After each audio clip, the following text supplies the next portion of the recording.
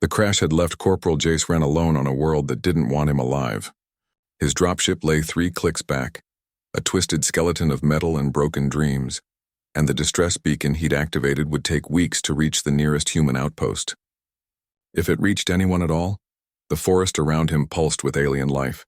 Bioluminescent fungi cast everything in shades of violet and blue, and the canopy overhead rustled with creatures he couldn't name and didn't want to meet.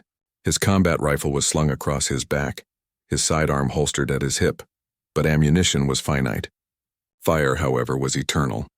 He'd gathered deadfall and sparked a small blaze as the twin moons rose overhead. The warmth pushed back the chill that crept from the jungle floor, and for a moment Jace allowed himself to breathe. Just one moment of peace. That's when he heard it. A low, guttural snarl from the shadows beyond the firelight. Jace's hand went to his sidearm, but he didn't draw. Not yet. His eyes scanned the darkness, tracking movement between the gnarled roots of the massive trees. Then he saw it. A shape low to the ground, eyes reflecting the firelight like twin orange coals. It stepped into the light slowly, cautiously. A predator, no doubt, but small, juvenile. Its body was covered in obsidian black fur with streaks of silver running along its spine, and its snout was short and powerful, lined with teeth designed to tear and rend. 4 legs, digitigrade stance, claws that clicked against stone. It looked like someone had crossed a panther with a wolf and then added a dash of nightmare. The cub snarled again, louder this time, lips pulling back to reveal rows of needle-sharp fangs. Its ears flattened against its skull and its body coiled, ready to pounce or flee. Jace didn't move. He'd been trained for this, not for this exact scenario, but for the principle behind it. Predators respected strength. They understood dominance. And while he had no intention of fighting a baby alien catwolf, he also wasn't about to be intimidated by one. The cub snarled a 3rd time, taking a step closer. Jace took a slow breath, leaned forward, and snarled back. It wasn't a polite growl. It wasn't a warning. It was a deep, primal sound that came from somewhere in his chest, raw and unfiltered. The kind of noise a human could make when they stopped pretending to be civilized. He bared his teeth, locked eyes with the cub, and let the sound roll out into the night like a challenge. The cub froze. Its ears twitched. Its head tilted just slightly, as if it were trying to process what had just happened. Then it sat down, haunches hitting the dirt, and stared at him with something that looked almost like confusion.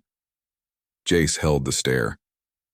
He didn't blink, didn't move, just kept his eyes locked on the little predator until finally it looked away. The tension bled out of the air. The cub's ears slowly rose, no longer pinned back in aggression. It sniffed the air, then took a tentative step closer to the fire. Not toward Jace, toward the warmth. Jace relaxed his posture but stayed alert. The cub circled the fire once, twice, keeping distance but clearly curious.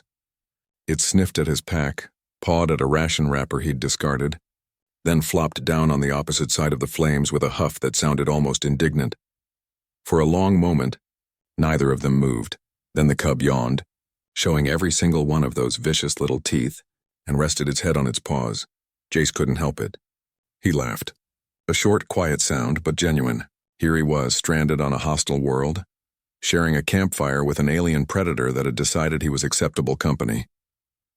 "You got a name, little one?" he muttered, not expecting an answer. The cub's ear flicked toward him, but it didn't open its eyes. "Vara," he decided. "You look like a Vera." The cub, Vera, shifted slightly, curling tighter into itself, and Jace watched as its breathing slowed. Within minutes it was asleep. He should have chased it off, should have made noise, thrown rocks, ensured it understood that his camp was not a safe place for wild animals. But he didn't. Maybe it was exhaustion. Maybe it was loneliness.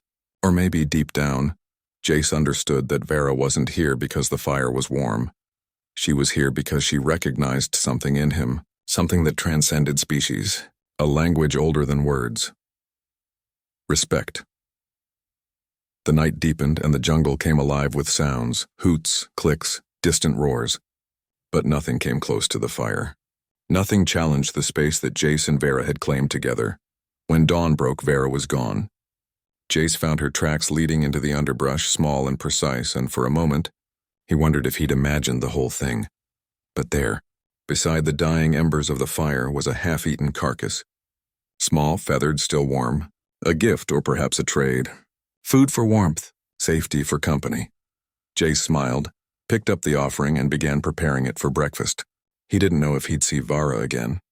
Didn't know if she'd remember him, or if last night had been nothing more than a fleeting moment of mutual survival. But as he packed his gear and started moving through the jungle, following the faint signal of his distress beacon, he heard it. A soft, distant sound from the treetops above, a chirp, a call, and then unmistakably the click of claws on bark. Vara was following. Jace didn't look back. He just kept walking, a grin tugging at the corner of his mouth. Humanity had a reputation across the stars. They were stubborn, reckless, and unpredictable. They didn't back down. They didn't quit.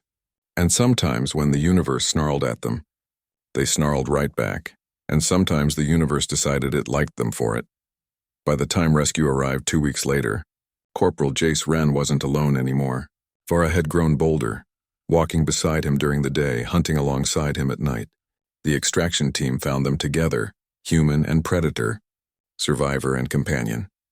When they asked Jace how he'd managed to tame an apex predator of an uncharted world, he just shrugged. "I didn't tame her," he said, scratching Vara behind the ear as she leaned into his touch. "I just spoke her language, and in the end that was the most human thing of all."